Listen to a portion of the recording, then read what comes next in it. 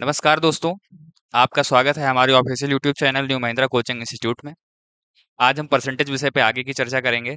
हमने पार्ट 2 में हमने परसेंटेज पे बात की थी, जो percentage convert into percentage into fraction, fraction into percentage कैसे कन्वर्ट करते हैं।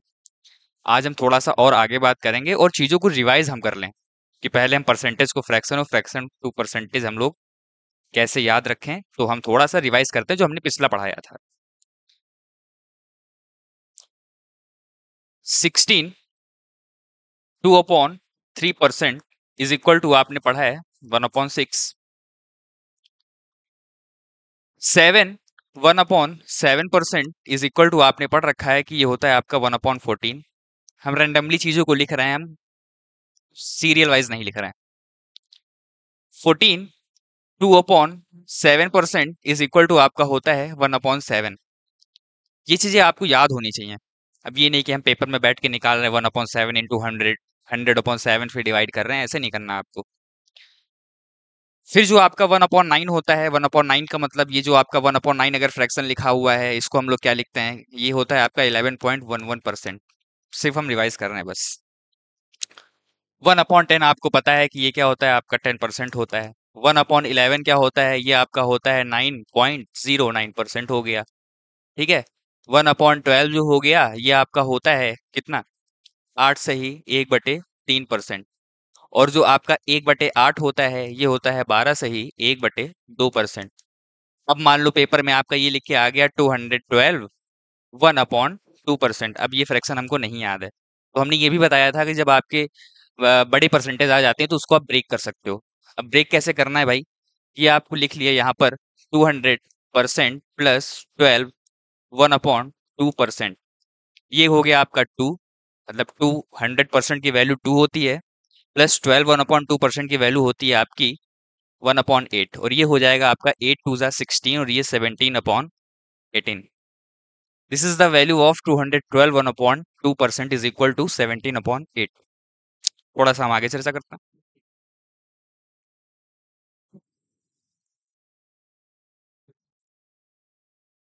जैसे 5% आपने पढ़ रखा है। 5% हमने बहुत बार बताया कि जो आपका 5% होता है, ये होता है आपका 1/20। जो आपका 4% होता है, ये होता है आपका ये होता है आपका 1/25। अब 5 के ही मल्टीपल में बहुत सी वैल्यूज आ जाती है पेपर में, कि 15% का इंक्रीमेंट करने पर प्राइस में 15% का इंक्रीमेंट होता है, या फिर कंजम्पशन, या फिर आपका एक्सपेंडिचर हो गया, सारी चीजें होती हैं। ठीक है। वैसे कि मान लो आपका 15% हो गया, 15% की जो वैल्यू होती है 5 के ही मल्टीपल में, हम देखेंगे कि 5% की वैल्यू 1/20 होती है, तो 15% मतलब 5 का कितना मल्टीपल 15 होगा, 3 बार, मतलब 3 टाइम्स 5 3 जा हो जाएगा ये 15, तो ये हो जाएगा आपका 3/20। इसी तरह आपका 35% हो गया। अब ये 35% की जो वैल्यू होगी, 5 के कितने मल्टीपल भाई, 5 का टेबल पढ़ोगे 75, 5 7 का 35, तो ये हो जाएगा आपका 7/20। इसी तरह आप 45% की भी वैल्यू को आप निकाल सकते हो, ये 5 9 जा 45 हो जाएगा, और ये हो जाएगा 20। हमें पेपर में 22.5% ही बहुत मिलता है पेपर में। अब मुझे नहीं पता रहता कि हम कैसे निकाले क्वेश्चन, मतलब उस वैल्यू को मैं कैसे फाइंड आउट करूं, कैसे फ्रैक्शन में उसको कन्वर्ट कर लूं 22.5% को। उसको आप इजीली कर सकते हो। हम यहाँ पर क्या करेंगे, 2 से डिवाइड करेंगे। जो मैथ्स का एक रूल होता है, अगर हम कुछ भी मल्टीप्लाई कर रहे हैं तो आपको दोनों साइड में करना पड़ेगा। LHS is equal to RHS, मतलब दोनों एलएचएस में अगर आप 2 से करो तो आपको आरएचएस में भी 2 लेना पड़ेगा। अब यहाँ पर जब 45 का जब आप हाफ करोगे, तो यहाँ से निकल के आएगा 22.5% इज इक्वल टू 9/40। दोस्तों 22.5% की जो आपकी फ्रैक्शन वैल्यू होती है, वो होती है यहाँ पर 9/40।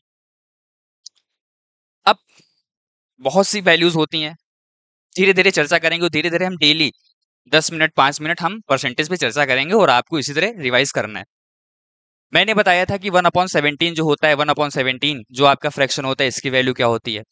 तो इसकी वैल्यू क्या होती है दोस्तों, 5.88%, या फिर आप ये भी लिख सकते हो 15/17%, ये होता है आपका 1/17।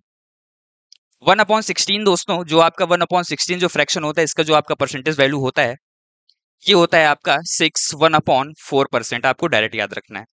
और जो आपका 1/15 होता है, ये होता है आपका ये होता है आपका 6.25%, सॉरी 6 इज इक्वल टू 6.66%, या फिर आप इसको 62/3% भी बोल सकते हो, और इसको आप लोग 6.25% भी लिख सकते हो।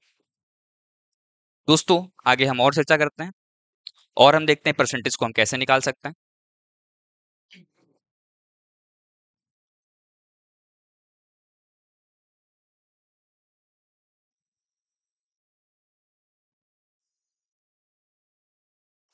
अब जैसे कि पेपर में आपका आ गया, जैसे कि बहुत सारी परसेंटेज है, जैसे कि आपको ये लिखा आ गया 433.33%।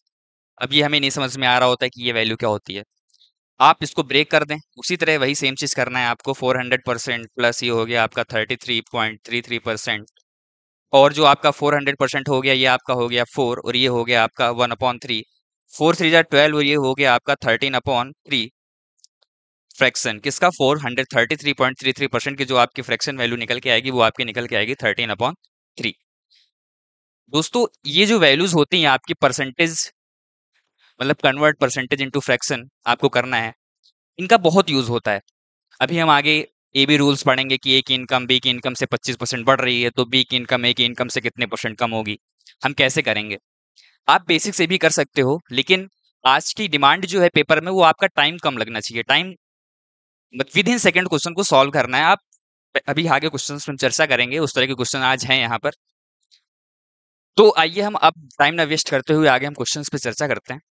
ये जो आपका फर्स्ट नंबर क्वेश्चन लिखा हुआ है, एक आदमी 5/3 के बजाय एक संख्या को 3/5 से गुणा करता है तो उसकी परिणाम में प्रतिशत परिवर्तन का पता लगाना है। इंग्लिश में लिखा हुआ है आपका a man multiply a number by 3/5 instead of 5/3, find the percentage change in his result. इसको आप बेसिक से भी कर सकते हो। बेसिक से करने का मतलब जो आपका न्यूमरेटर में जो वैल्यू लिखी हुई है यहाँ पर, जो दो फ्रैक्शन लिखे हुए हैं आपके 5/3 और 3/5, तो जो न्यूमरेटर में आपका 3 लिखा हुआ है और जो 5 लिखा हुआ है, आप इसका एलसीएम भी ले सकते हो। 5 और 3 से कटने वाली कौन सी वैल्यू होती है? मतलब एक आपको नंबर लेना है जो आपका 3 से भी कैंसिल हो जाए और 5 से भी कैंसिल हो जाए, तो 15 आप ले सकते हो। 15, ये जो आपका 15 हुआ, ये हमने एक नंबर मान लिया। लेट, इसका मुझे एलसीएम ले लिया हमने 5 और 3 का, और क्या करेंगे 5/3 का 15, मतलब 15 का 5/3 कितना निकल के आएगा?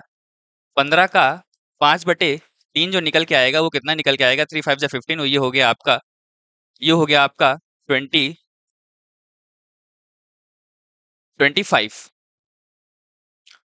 अब 15 का 3/5 जो निकल के आएगा, 15 का 3/5, 5 3 जा 15, ये हो गया आपका 9। मुझे बताना है कि उसके परिणाम में प्रतिशत परिवर्तन का पता लगाएं। अब मुझे देखना है कि 25 और 9 के बीच का जो डिफरेंस है वो कितना है। 25 और 9 के बीच का आपको डिफरेंस देखना है। अब यहाँ पर क्या हो गया, डिफरेंस चेक करना है। डिफरेंस चेक करना है नॉर्मली, तो यहाँ पर आपका निकल के आएगा 16 अपॉन, जो कंपैरिजन किससे कर रहे हो? 25 से कर रहे हैं हम लोग यहाँ पे। और परसेंटेज परिवर्तन मुझे बताना है, तो ये आपका कैंसिल हो जाएगा। 25 4 जा 100, और 16 4 जा आपका हो गया 64%। Your answer will be B, 64%। इसी तरह आगे हम और भी क्वेश्चंस पे चर्चा करते हैं। इवन पेपर में आते भी हैं ऐसे क्वेश्चंस। आपको इजी लग रहा होगा क्या ये ऐसे पेपर में क्वेश्चन आते हैं? अरे आते हैं। जब आप प्रीवियस ईयर क्वेश्चन उठा के देखोगे तो आपको ढेर सारे क्वेश्चंस मिलते हैं आपको इसी तरह के। आगे क्वेश्चन हैं, अभी हम आपको दिखाते हैं। लिखा हुआ है कि वही सेम चीज करनी है आपको। ये जो हमने क्वेश्चन करवाया है प्रीवियस क्वेश्चन, अब अगर आप इसको चाहो तो ये सब चीज करने की जरूरत नहीं है। हम क्या करेंगे नॉर्मली, ये आपका मेथड फर्स्ट हो गया, मेथड फर्स्ट। अब हम मेथड सेकंड की बात करेंगे। इसको हम जरा मेथड सेकंड हम कैसे सॉल्व करें। आप क्या करेंगे नॉर्मली, ये आप लिख लीजिए 5/3 फ्रैक्शन उतार लेना है और आपको 3/5 उतार लेना है। हिंदी मीडियम के अकॉर्डिंग आपको 5/3 जो लिखा है उसको पहले लिखना है और 3/5 उसको पहले लिखना है। जब आप इंग्लिश में क्वेश्चन को रीड करोगे, जो बाद वाला फ्रैक्शन लिखा हुआ है 5/3, इसको आपको पहले लिखना है, और जो पहले फ्रैक्शन लिखा हुआ है 3/5, इसको आपको बाद में लिखना है। ये ध्यान रखना है आपको फॉर इंग्लिश मीडियम। अब हम क्या करेंगे, 5 5 जा आपका हो गया ये 25, और ये 3 3 जा आपका हो गया 9। जो यहां से बीच का डिफरेंस निकल के आएगा वो निकल के आएगा 16, कंपैरिजन कर रहे हो आप 25 से, और यहाँ पर आपको परसेंटेज निकालना है, और ये हो गया आपका 64%। ऐसे भी कर सकते हो क्वेश्चन को, कुछ नहीं करना है, कोई एलसीएम लेने की जरूरत नहीं है, आपको क्रॉस मल्टीप्लीकेशन करना है। ये आपका हो जाएगा 5 5 25, 3 3 9, और बीच का डिफरेंस निकालोगे, हो जाएगा 16/25 इंटू 100 इज इक्वल टू आपका 64% वैल्यू आएगी। अब हम फिर से उसी तरह के क्वेश्चंस पे चर्चा करते हैं। एक आदमी 3/5 के बजाय 7/4 से एक संख्या गुणा करता है, उसके परिणाम में प्रतिशत परिवर्तन का पता लगाएं। A man multiply a number by 7/4 instead of 3/5, find the percentage change in his result। क्या करेंगे, अब हम कुछ नहीं, टाइम ना वेस्ट करते हुए हम नॉर्मली फ्रैक्शन को लिखेंगे, क्रॉस मल्टीप्लिकेशन करेंगे और क्वेश्चन को सॉल्व कर लेंगे। इवन आपको यहाँ पर लिखने की भी जरूरत नहीं है फ्रैक्शन, आप क्या करो, क्रॉस मल्टीप्लिकेशन यहीं से कर लो। 4 3 आपका हो गया 12, 4 3 आपका 12 हो गया, और ये आपका हो गया 5 7 35, 5 7 35 हो गया। अब हम यहाँ पर क्या करेंगे, बीच का डिफरेंस निकालेंगे। अब जो यहाँ से डिफरेंस निकल रहा है यहाँ पर, वो क्या निकल रहा है, 3 हो गया, 5 में से 2 माइनस किया 3 हो गया, और 3 में से 1 माइनस किया तो ये हो गया आपका 2, 23। बीच का डिफरेंस आपका निकल के आएगा 23 निकल के आ गया। अब कंपैरिजन हम किससे कर रहे थे, 12 से कर रहे थे, जो कंपैरिजन जिससे करते हैं उसको हम डिनोमिनेटर में रखते हैं। ये आपका हो गया 12 इंटू 100। अब मुझे क्या करना है, परसेंटेज निकाल देना है। हमने अभी आपको बताया था कि जो आपका 1/12 होता है, 1/12 की वैल्यू क्या होती है। 1/12 की जो हमने वैल्यू पढ़ी थी वो होती है 8 से ही 1/3% होती है। 1/12 की मैंने बात की, मैं ये कह रहा हूं कि 23 को मैंने अलग लिख लिया और इंटू 1/12 इंटू 100, इसकी जगह पे हमने लिख लिया क्या, 8 से ही 1/3%, और इसको क्या किया, पूरे को 23 से मल्टीप्लाई कर दिया। अब हम क्या करेंगे यहाँ पर, अब हम अंदर मल्टीप्लाई करेंगे, ये आपका बीच में प्लस लगा हुआ है, हम लोग ऐसे लिख देते हैं, 8 मिक्स फ्रैक्शन लिखने का तरीका होता है 8 से 1/3। अब हम क्या करेंगे, इस 23 का 8 में मल्टीप्लाई करेंगे, फिर इस 23 का ही आप 1 में मल्टीप्लाई करोगे। अब ये हो जाएगा 8 3 आपका 24 हो गया, 2 8 2 16, और ये हो जाएगा आपका 18, 184। अब इस 23 का 1 में मल्टीप्लाई करोगे तो ये हो जाएगा 23/3। दोस्तों लिखने का तरीका ये नहीं होता है कि 23/3, फ्रैक्शन लिखने का तरीका ये होता है कि numerator is always less than denominator होना चाहिए।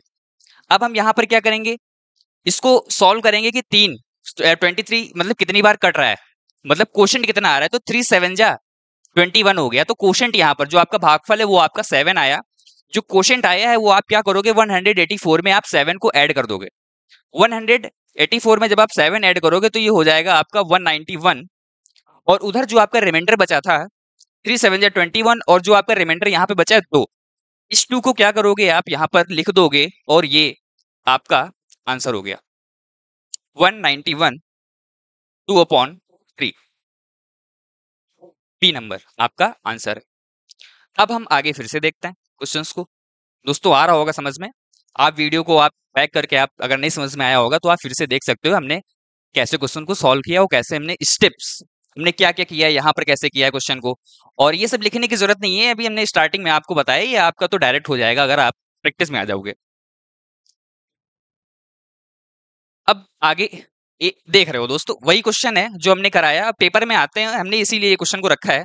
एसएससी सीएचएसएल 13/10/2020 मॉर्निंग शिफ्ट में क्वेश्चन आया हुआ है, ये तो 2020 का है, पेपर और भी कंडक्ट हुए बाद में, 2021 हो गया, 2022 हो गया, 2023 हो गया। जब आप प्रीवियस ईयर उठाओगे, जब आप क्वेश्चंस को लगाओगे, जैसे कि ऑनलाइन टेस्ट वगैरह आप लोग देते हो, तो सेक्शनल मॉक अगर लगाओगे मैथ्स में जा करके तो आपको क्वेश्चंस मिलेंगे ऐसे। ठीक, अभी आपको बिलीव नहीं हो रहा होगा, जब आप खुद प्रैक्टिस करोगे तो आपको लगेगा कि हाँ, एसएससी या फिर बैंकिंग या फिर कोई आपका यूपी स्टेट का भी कोई भी पेपर होता है तो ऐसे क्वेश्चंस आते हैं। यूपी पुलिस का भी रिसेंटली पेपर हुआ, तो बहुत ज्यादा टफ नहीं आता मैथ्स, नॉर्मल क्वेश्चन आते हैं। अब ये क्वेश्चन कैसे करेंगे कि एक छात्र ने 4/3 के बजाय 3/4 के साथ एक संख्या को गुणा किया, त्रुटि प्रतिशत आपको बताना है। 4/3 और 3/4, हम क्या करेंगे, 4/3 को लिख लो या ना लिखो कोई बात नहीं है, 4 4 16, क्रॉस मल्टीप्लीकेशन यहीं पे कर लो, 4 4 आपका 16 हो गया, और 3 3 9 हो गया, तो ये दोस्तों आपका 16 हो गया, ये 16, और ये क्रॉस मल्टीप्लीकेशन किया तो ये हो गया आपका 9। तो यहां से जो आपके बीच का डिफरेंस निकल के आया वो यहाँ पर निकल के आया आपका क्या,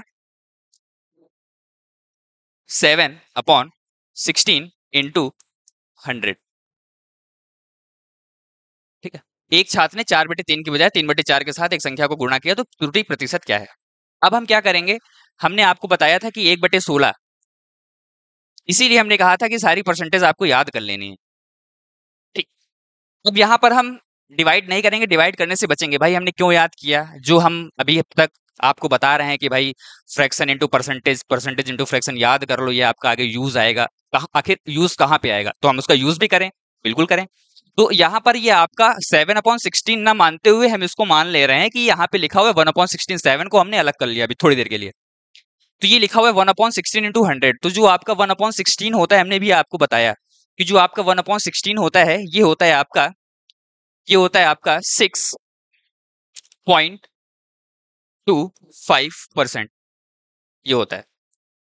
या फिर आप क्या करोगे, इसको 6 पॉइंट या फिर 2/5% लिख सकते हो। ये हमने लिखा है 1/16 की वैल्यू। लेकिन हम क्या करेंगे, यहाँ पर 7 का मल्टीप्लाई करेंगे क्योंकि यहाँ पे 7 भी लिखा हुआ है। तो ये हो गया आपका 7 6 42, 7 2 14 अपॉन 5। ये लिखने का तरीका नहीं होता है। हम क्या करेंगे, यहाँ पर ये कितनी बार कैंसिल हो रहा है, 5 1 5, 5 2 10, 5 2 यहाँ पर आपका हो गया 10। ठीक है दोस्तों, तो ये हो गया आपका 2/5, ये हो गया आपका 5 2 10।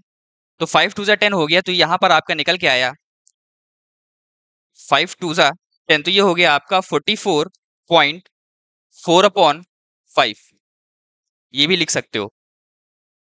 ठीक है, या फिर आप चाहो तो आप मल्टीप्लाई भी कर सकते हैं। एग्जैक्ट आंसर के लिए आप यहाँ पर 43.75 निकल के आया है। तो अब आप क्या करो, यहाँ पर 16 7/16 इंटू 100, या फिर अप्रॉक्स में आप आंसर लिख सकते हो। जो आपका आंसर निकल के आएगा यहाँ से, वो आपका निकल के आएगा बी नंबर। यहाँ पर जो आपका आंसर आएगा वो आएगा यहाँ पर बी नंबर। अब इसको आप सॉल्व कर सकते हो, कर दे रहा हूं। 7, ये हो गया आपका 6 1/5, 6 1/5।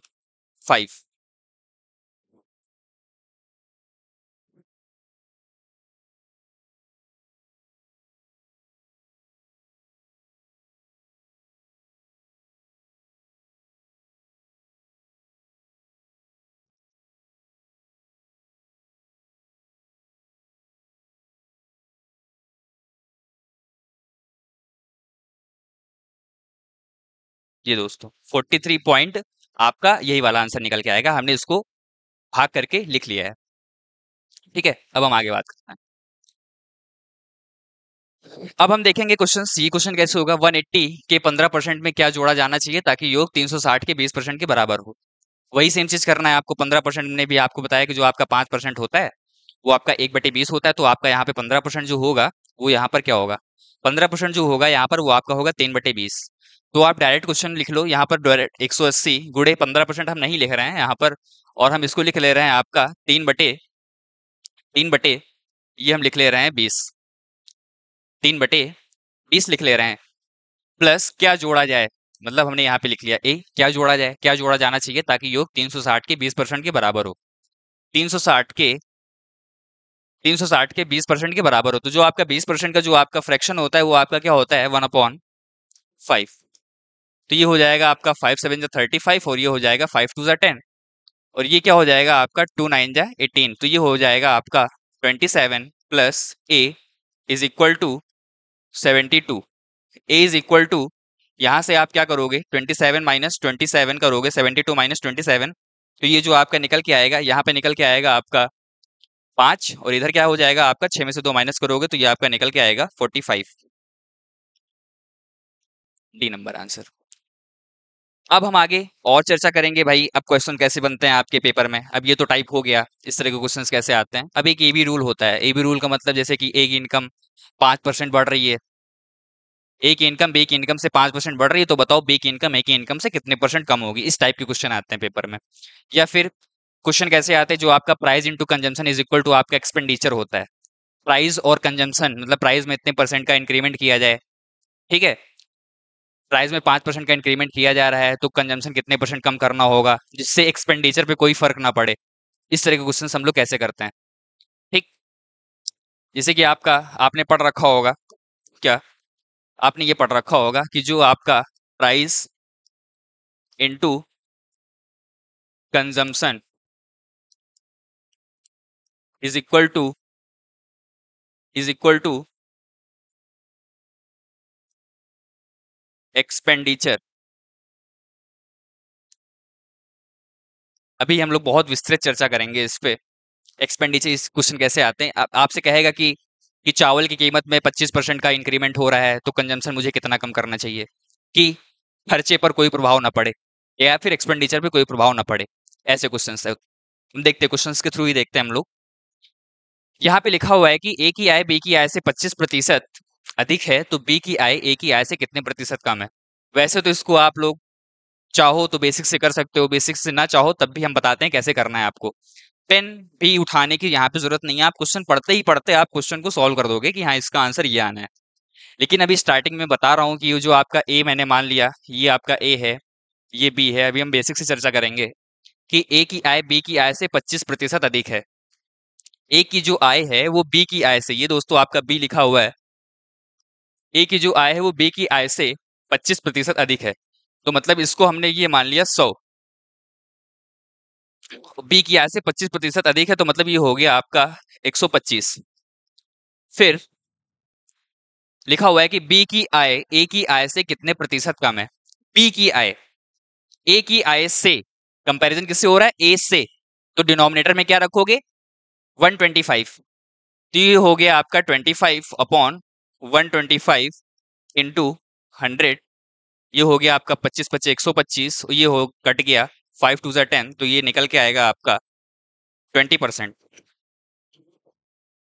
बी नंबर आंसर होगा यहाँ पे। अब ये करने की जरूरत नहीं है, आप इसको आप ना भी करें तब भी कोई दिक्कत नहीं है। अब हम कैसे करेंगे क्वेश्चंस को, आइए देखते हैं। ये आपका मेथड फर्स्ट हो गया। मेथड सेकंड में क्या होगा,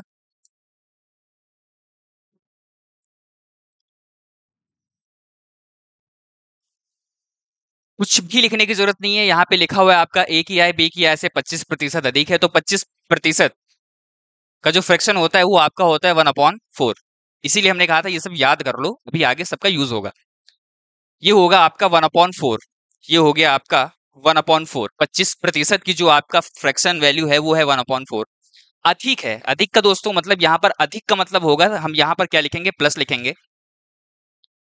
अब एक अधिक कह रहा है तो ऑब्वियस सी बात है कि दूसरा माइनस में ही आंसर आएगा। मतलब बी की आय ए की आय से कितने प्रतिशत कम है। अगर एक अधिक पूछा है, एक अधिक का परसेंटेज दिया गया तो आपका कम वाले का परसेंटेज पूछेगा।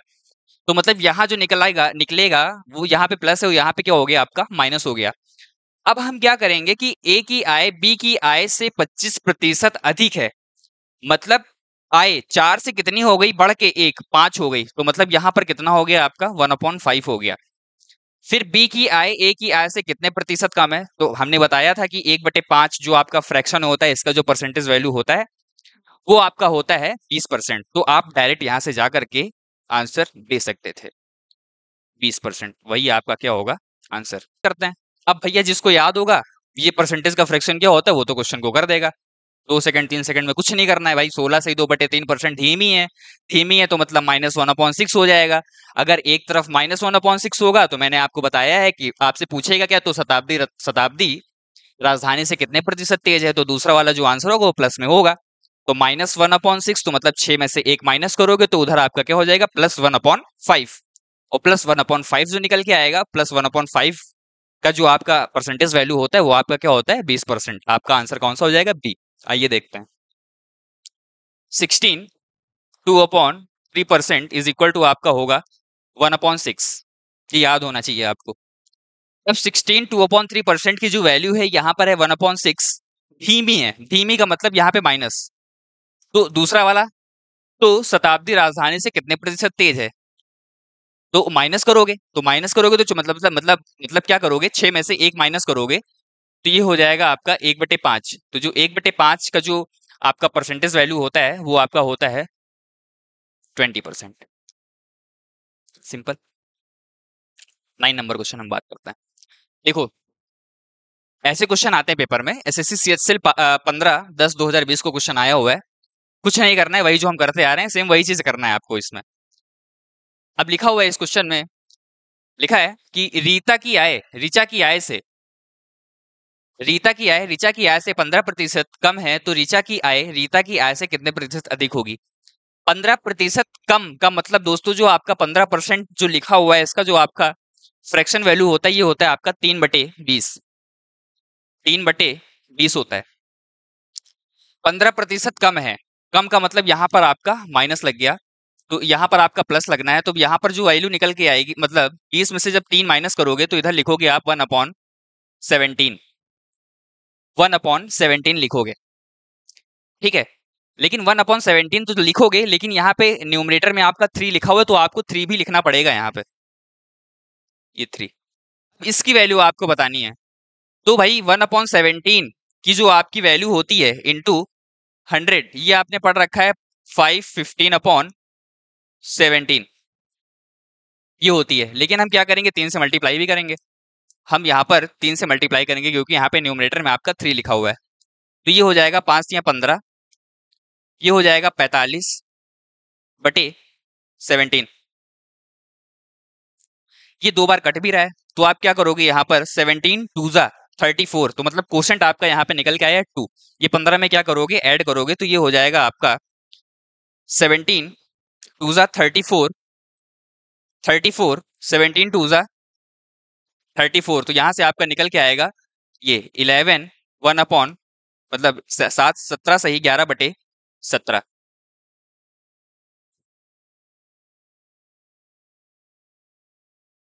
ठीक है, आगे देखते हैं। अब ये क्वेश्चन क्या है, वही अभी जो हमने बताया था कि आपका price into consumption is equal to expenditure, उसी पर आपका ये क्वेश्चन है। चीनी की कीमत 10% से कम हो जाती है, एक व्यक्ति अपनी खपत में कितने प्रतिशत की वृद्धि कर सकता है ताकि वे में कोई परिवर्तन ना आए। जब कोई परिवर्तन ना आए, जैसे कि मान लो A इंटू बी आपको दिया गया है और इधर आपसे कह दे कांस्टेंट, कांस्टेंट मतलब इधर आपका कोई चेंज नहीं होना चाहिए आपके रिजल्ट में, तब आप क्या करोगे, ए बी रूल वहां पे सेट हो जाता है। ठीक, अब आप क्या करेंगे, आपको पता है कि प्राइस इंटू कंजम्पशन बराबर आपका हो गया एक्सपेंडिचर, या फिर ए बी बराबर आपका कांस्टेंट, या फिर जैसे कि मान लो आयत का क्षेत्रफल क्या होता है, लंबाई गुणे चौड़ाई। ठीक, लंबाई में कितने परसेंट का चेंज करें, ठीक है, चौड़ाई कितना परसेंट कम करें कि उसके क्षेत्रफल में कोई परिवर्तन नहीं आना चाहिए। ये सारे क्वेश्चन सभी आगे होंगे। अब हम करेंगे इस क्वेश्चन की चर्चा करेंगे कि आगे हम कैसे करते हैं क्वेश्चंस को। अब बहुत ज्यादा डिटेल में ना जाकर के हम वैसे ही कर देंगे क्वेश्चन को डायरेक्ट। अब 10% से कम हो जाती है, 10% से कम होने का मतलब जो आपका 10% का जो फ्रैक्शन होता है वो होता है आपका 1/10 से कम हो जाती है। तो भैया इधर हो जाएगा आपका 10 में से 1 कम हो गया, तो ये हो गया 9। तो जो 1/9 की वैल्यू होगी, अब 1/9 आपसे पूछा है, अब 1/9 क्या करोगे यहाँ पर, 1/9 का आपको परसेंटेज वैल्यू बताना है। अब भाई यहाँ पे फॉर्मेट क्या है आपका क्वेश्चन का देख लो, तो क्या है भाई, आप क्या करोगे, यही वाला आंसर होगा, सी नंबर जनरली। या फिर पेपर में अब ये लिखा हुआ है ऑप्शन में, तो हम यही लगाएंगे यहाँ पर। अदरवाइज ये जो आपका 1/9 होता है, ये आपका क्या होता है, ये होता है। ये भी अगर ऑप्शन में होता तो आप इसको ये भी लिख सकते थे। ठीक है, तो ये आपका आंसर है। आगे चर्चा करते हैं। फिर वही क्वेश्चन आपका पेपर में आया हुआ है, यदि चावल की कीमत में 20% की वृद्धि होती है, यदि चावल की कीमत में 20% की वृद्धि होती है, तो एक व्यक्ति को चावल की खपत में कितने प्रतिशत की कमी करनी चाहिए ताकि उसका खर्च पहले जितना ही रहे, मतलब खर्च में कोई चेंज नहीं होना चाहिए। ठीक है, खर्च में कोई चेंज नहीं होना चाहिए। ठीक, अब हम क्या करेंगे, 20% की वृद्धि, 20% की वृद्धि का मतलब आपका हो गया 20% की वृद्धि, तो ये हो गया आपका 1/5। तो एक व्यक्ति को चावल की खपत कितने प्रतिशत कम करनी चाहिए, मतलब कंजम्पशन कितना कम करना चाहिए। तो 5 में से 1 ये हो गया आपका 6, 1/, आपका हो गया 6 हो गया। तो ये 1/6 जो होगा यहाँ पर, ये क्या हो जाएगा आपका, ये यही 16 से भाई यही है, क्योंकि 1/6 आपका क्या होता है 16 से ही 2/3%। अब कोई ऑप्शन नहीं है, तो आपका यहाँ पर क्या है, सी, यही आपका आंसर हो जाएगा, सी। आगे देखते हैं। वही वही सेम कंसेप्ट आपका लगा हुआ है, खपत वही आपका price into consumption is equal to expenditure. Petrol की कीमत 15% से बढ़ गई। एक वाहन मालिक को पेट्रोल की खपत कितनी कम करनी चाहिए ताकि इस पर किए गए व्यय में वृद्धि ना हो? एसएससी सीपीओ 15 मार्च 2019 को क्वेश्चन आया हुआ है। 15% से बढ़ गई। 15% से बढ़ने का मतलब क्या होता है कि ये हो गया आपका 3/20 भाई 15% से बढ़ गई। बढ़ने का मतलब ये हो गया आपका 23/20। अब हम क्या करेंगे? 23/20। अब हम क्या करेंगे? इसका परसेंटेज निकाल देंगे। 23/20 इंटू आपका ये हो गया 100। ये आपका कट गया कितनी बार? 5 बार। ठीक है। 15% से बढ़ गई। 15% से बढ़ने का मतलब ये हो गया आपका 3/20। ये हो गया आपका, ये हो गया आपका, ये हो गया 3 बटे, ये हो गया 23। न्यूमरेटर में आपका लिखा हुआ है 3, तो यहां भी आपका हो जाएगा 3। क्या करोगे? 3/23 इंटू 100। अब इसका क्या करोगे? आप परसेंटेज निकाल लो। भाई क्या करोगे? ये हो जाएगा आपका 300, ये हो जाएगा आपका 23। अब आप डिवाइड कर सकते हैं। 23, 300 और 23 बन जा 23। ये हो जाएगा आपका 70। अब ये कितनी बार जा रहा है? ठीक है, ये जाएगा आपका 3 बार। 3 बार ये कैंसिल हो रहा है।